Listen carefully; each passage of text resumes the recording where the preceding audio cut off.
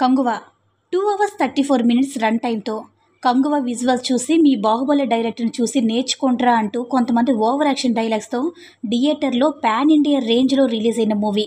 ఈ మూవీ చూశాక నాకైతే సూర్య గారు న్యాయం చేశారనిపించింది. ఆయన ఒక్క మాట అనడం కూడా ఏమీ లేదు. The role is the best. కానీ సినిమా మాత్రం విజువల్స్ మాత్రమే కాదు, సరైన స్టోరీ స్ట్రాంగ్గా లేకపోతే సినిమా బాగోదని కంగువ మూవీతో నిరూపించబడింది. ఫస్ట్ హాఫ్ సెకండ్ హాఫ్ మాత్రం కంగువ ఇంకా ఆపవా అనిపించింది. పచ్చిగా చెప్పాలంటే ఈ సినిమా అటర్ ఫ్లాప్ భయ్యా. స్టోరీ వద్దు లాజిక్సే ముద్దు అనుకునే వాళ్ళకి మాత్రం నచ్చచ్చు.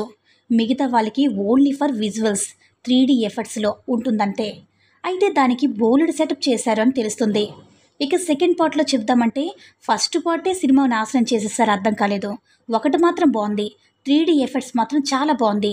3D ఎఫెక్ట్స్ కోసం మాత్రమే చూడాలనుకుంటే ఈ మూవీని చూడొచ్చు. డైరెక్టర్ శివ గారు ఒకసారి పీరియాడిక్ ఫిలింతో వచ్చారంటే కొత్తగా ట్రై చేస్తున్నారేమో అనుకున్నాము. కానీ అతని ప్రీవియస్ సినిమాలాగే ఉన్న విశ్వాసం, నమ్మకం, వివేకం, వేదాలం, శౌర్యం ఇలా ప్రతి సినిమాలో కూడా చెల్లో కూతురో ఇలా మెయిన్ క్యారెక్టర్ ఒకటి పెట్టి హీరోని ఆ రోల్స్ చుట్టూ తిప్పుతారు.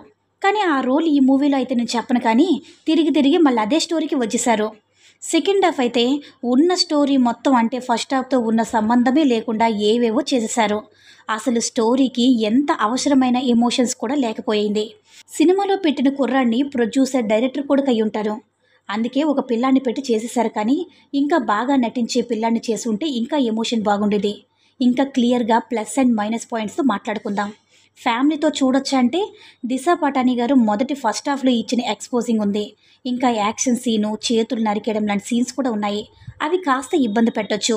బేసిక్గా స్టోరీ లైన్ ఏంటంటే 2024లో పోలీస్ దగ్గర భౌతిక పనిచేసే ఒక హీరో దగ్గరికి ఒక పిల్లాడు వచ్చాక ఏం జరిగింది, అసలు ఆ పిల్లాడు ఎలా వచ్చాడు, అసలు ఇన్ని వేల సంవత్సరాల క్రితానికి ఇప్పుడు సంబంధం ఏమిటి, అసలు వందల వేల క్రితం ఏం జరిగింది అన్నది ఈ స్టోరీ.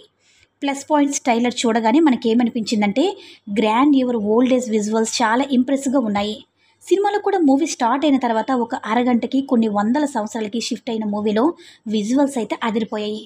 సముద్రంలో పడవ మీద యాక్షన్ సీన్స్, క్లైమాక్స్, మెయిన్గా ఇంటర్వెల్కి ముందు వచ్చేది ఆ మెరుపే సాంగ్ అని కంపోజిషన్ బాగుంది.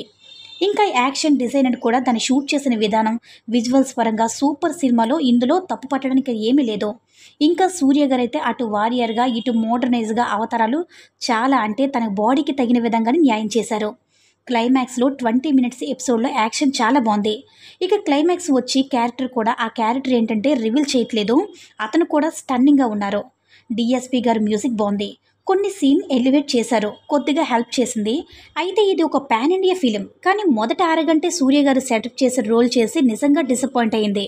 ఇది ఒక పాన్ ఇండియా మూవీగా మరీ బలవంతంగా దిశా పటానీ రోల్ని ఇంకా సిల్లీగా డైరెక్ట్ చేశారు. ఫస్ట్ 20 మినిట్స్ మాత్రం అంటే ఒక 30 మినిట్స్ మాత్రం కొత్తగా నిరాశపడుతుంది. అసలు ఆ టైంలో సాంగ్ అవసరం లేదు, కానీ సాంగ్ పెట్టారు.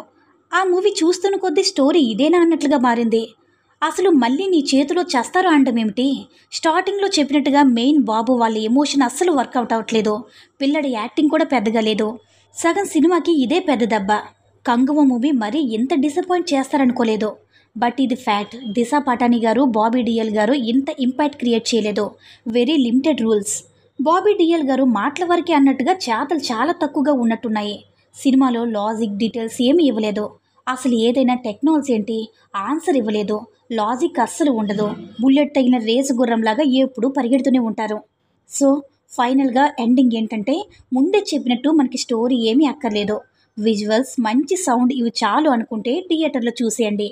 లేదంటే మీకు కూడా బాగా తెలుసు, only for visuals 3D effects మాత్రమే.